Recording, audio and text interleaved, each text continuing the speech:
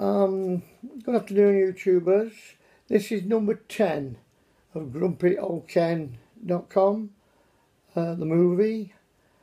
I'm going to concentrate today on school, because I've not said too much about it, and then we'll do a swap next week and I might have a little surprise for you. 1950-ish. Well, now, most people were manual workers. 72% of Britain were manual workers. 80% of the British men smoked, Woodbines and Capstan and whatnot. This was the days when you had a ventriloquist on the radio, of all things. I do wonder a little bit. So what else? School. The school was a Victorian building, 2 rooms for the top juniors and the next lot. About 100 yards away up at GT was the infant school. In the juniors there were about 80. In the infants about 40. Mrs. Smith, 1 room, Mr. Jones in another room, and Mrs. Berryford, headmistress, who didn't actually teach all the time and was quite often at meetings. I think she was quite an important lady in the district. What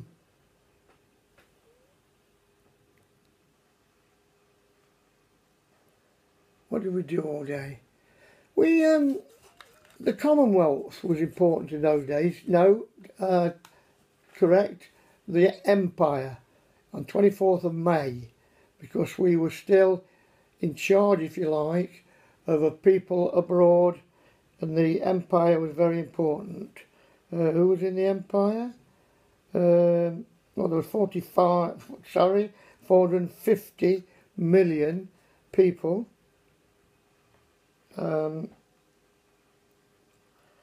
We were responsible for. So what did we learn? We learnt, let me give you an instance, the Black Country made iron, and we presumed, quite wrongly as little children, that people who lived in the Black Country were black. In the potteries, they made pots, and we presumed again, quite wrongly as children, that the clay that made pots came from the area, and that was untrue, because the the clay itself came from Cornwall. We learnt things like measurements, perches and rods and chains. Thing that's lasted forever with me, the length of a cricket pitch is 22 chains. I learnt, well, we all learnt, a mile was 1,760 yards, and that stayed with me. Metric, I couldn't tell you. Nowadays, the metric measurements, sad, isn't it? What else did we learn?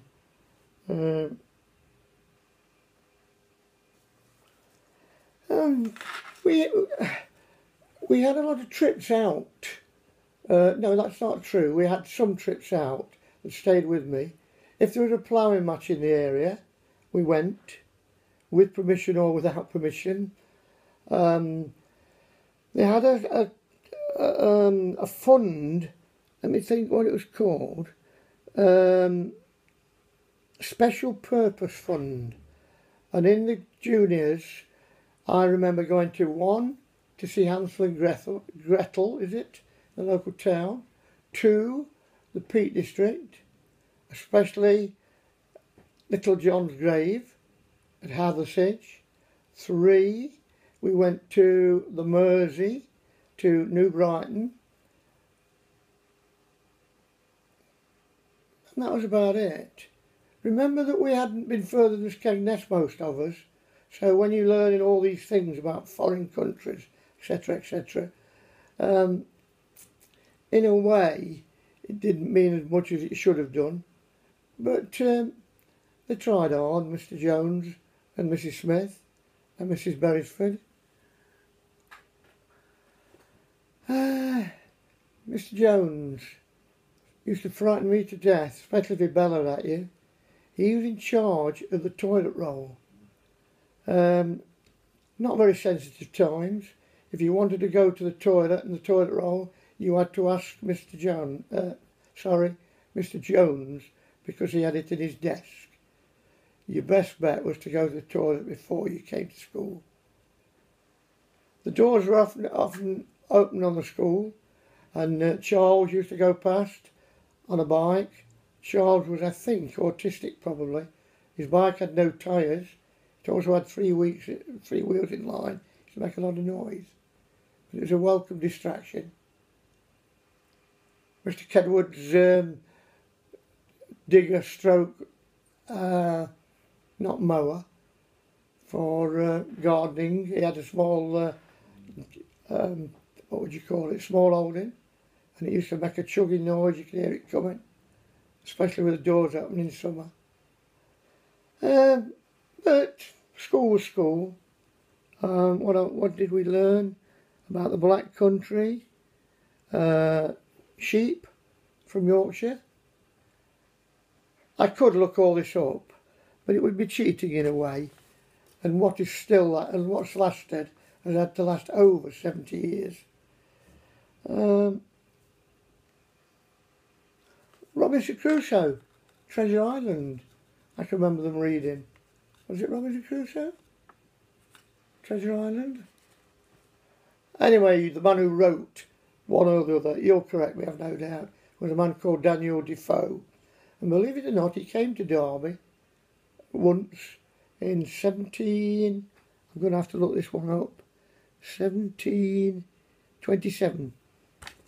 And for others that had never been further than Skegness, well, it's quite something. I'm watching my time. I don't want to make it too long. We had no playing field at school, so we used to go walks with a dinner lady at dinner. And on sports days, we used to borrow the field by the side of the Queen's Head. Interesting that the girls' school on the settlement, a private school, had a field of their own. We once asked to borrow it, but the answer was no. Sad. How interesting that they had a field and we didn't. And we did have a sports day, sack races and egg and spoon and whatnot. I once won a prize on the cricket ball throwing, and I have remembered that. Fairly primitive junior school. Good practice in a way for going to secondary school, which came in 1951, the year after this. But I thought I'd mention the school because it's a big part of our lives. And next week, I want to show you an old man's folly, what old men do and what's their prize, just for a change.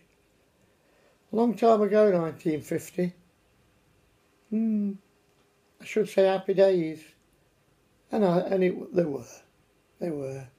We must have learnt something.